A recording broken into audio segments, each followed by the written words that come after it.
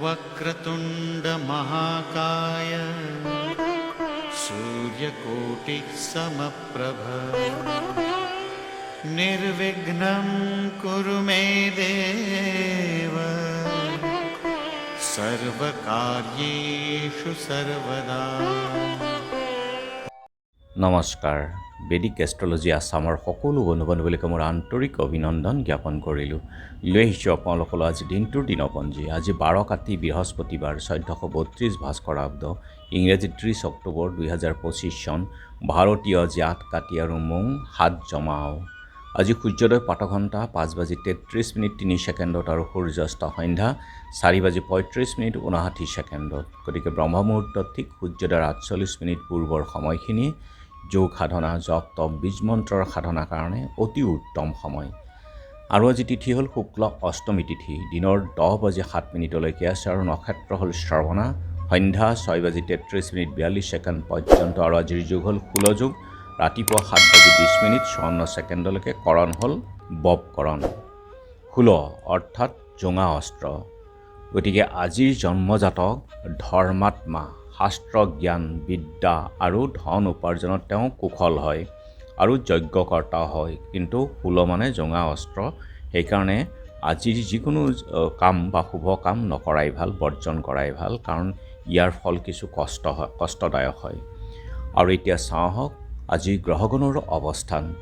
আজি ৰবি বহি আছে কন্যা ৰাশিত, আৰু মংগল বুধ যুতি হৈ বহি আছে বৃশ্চিক ৰাশিত, বৃহস্পতি আছে আজি কৰ্কট ৰাশিত উচ্চ হৈ, শুক্ৰ কন্যা ৰাশিত, শনি আছে মীন ৰাশিত, ৰাহু আছে কুম্ভত, কেতু আছে সিংহত, আৰু আজি চন্দ্ৰ বহি আছে মকৰ ৰাশিত। গতিকে আজিৰ জন্মজাতকৰ ৰাশি হ'ব মকৰ ৰাশি, শূদ্ৰবৰ্ণ, মতান্তৰে বৈশ্যবৰ্ণ, হুতাসন যোগ, দেৱগণ, কুম্ভীৰৰ অস্থি, অষ্টোত্তৰী বৃহস্পতি, বিংশোত্তৰী চন্দ্ৰৰ দশা।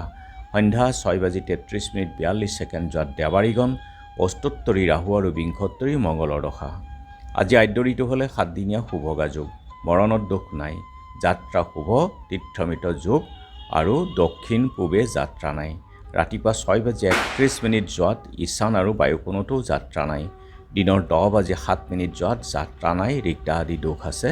গতিকে যিহেতু আজি বৃহস্পতিবাৰ, কোনো যাত্ৰাত যদি আপোনালোকৰ যাব লগা হয় তেনেহ'লে মুখত কেইটামান জিৰা আৰু যাত্ৰা মংগলৰ এই মন্ত্ৰটো এবাৰ জপ কৰি সোঁ ভৰিখন দি আগবাঢ়ি ওলাই যাওক, আপোনালোকৰ যাত্ৰা শুভ হ'ব। আজি শুভকৰ্ম দিনৰ 10:07 সময়ৰ ভিতৰত সাধভক্ষণ, জাতকৰ্ম, নামাকৰণ, নিষ্ক্ৰামণ, মুখান্ন প্ৰসন্ন, দেৱতা গঠন, নাও সজা, নাও যাত্ৰা, কিনা বেচা, বেহা বেপাৰ, গ্ৰহ পূজা, শান্তিস্থাপন, ঋণদান গ্ৰহণ, শিল্পকৰ্ম আৰম্ভ, দোকান নাট্য আৰম্ভ, ঔষধকৰণ সেৱনৰ ক্ষেত্ৰত শুভযোগ। যোগিনী আজি ঈশান কোণত আৰু দিনৰ 10:07 যোৱাত পূবত। খাদ্যত আজি নাৰিকল, তেল, মাছ, মাংস, প্ৰায়শ্চিত্ত আৰু বিষয় বাসনা নিষেধ। দিনৰ 10:07 যোৱাত লাও খোৱাও নিষেধ। আজিৰ কালবেলাৰ সময় হ'ল দিনৰ 1:54:55 পৰা 3:18:17 পৰ্যন্ত, আৰু কাল ৰাত্ৰি নিশা 10:06:40 পৰা 12:42:48 পৰ্যন্ত এই কাল ৰাত্ৰি। গতিকে বৰ্জন কৰক সকলো মাংগলিক যাত্ৰা, শুভ কাৰ্য আদিৰ ক্ষেত্ৰত এই কালবেলা আৰু কালৰাত্ৰিৰ সময়খিনি। আৰু আজিৰ অমৃত যুগ হ'ল ৰাতিপুৱা 7:04 12:57 পৰা 2:25 পৰ্যন্ত দিনৰ, আৰু ৰাতি 5:29 পৰা 8:57 আৰু 11:32 পৰা 3 বজালৈকে, আৰু 3:52 পৰা 5:33 এই অমৃত যুগ আছে। গতিকে যিকোনো মাংগলিক যাত্ৰা বা শুভ কাৰ্য আদিৰ ক্ষেত্ৰত অতি উত্তম এই যুগ। আৰু আজি নৱমীৰ একদিষ্ট সন্দীপন দিনৰ 10:07 সময়ৰ ভিতৰত গোপা অষ্টমী কৃত্য, গবাং পূজা, গোগ্ৰাস দান আৰু গো প্ৰদক্ষিণ, গোস্বামী মতে গোপা অষ্টমী কৃত্য। চিপাজাৰ বাঘপাৰাৰ প্ৰখ্যাত ব্যাসৰ ওজা ভদিয়া দেৱ শৰ্মাৰ তিৰুভাৱ তিথিও আছে, আৰু শিক্ষাবিদ অধ্যক্ষ যাদৱ নাৰায়ণ দাসৰ স্মৃতি দিৱস। পশ্চিম নলবাৰীৰ বিদেশিলা গাঁও, চান্দকচি গোপাল থান, গুৱাহাটীৰ গৌশালাত গৌ পূজা, আৰু প্ৰাচীন ধৰ্মপুৰ গৌ পূজা সমিতিৰ সৌজন্যত পশ্চিম চামতা গোপাল মন্দিৰত তিনিদিন ব্যাপী পূজা আছে। ৰৌমাৰী কালাদি গোপাল মন্দিৰ থান, হাদালা গোপাল মন্দিৰত তিনিদিন ব্যাপী, লগুপুৰ কেন্দুবাৰী গাঁৱত 5দিনীয়া গৌ পূজা উৎসৱ। আৰু এতিয়া চাওঁ হওক চন্দ্ৰ অৱস্থানৰ ওপৰত বিচাৰ কৰি আজিৰ ৰাশিফল।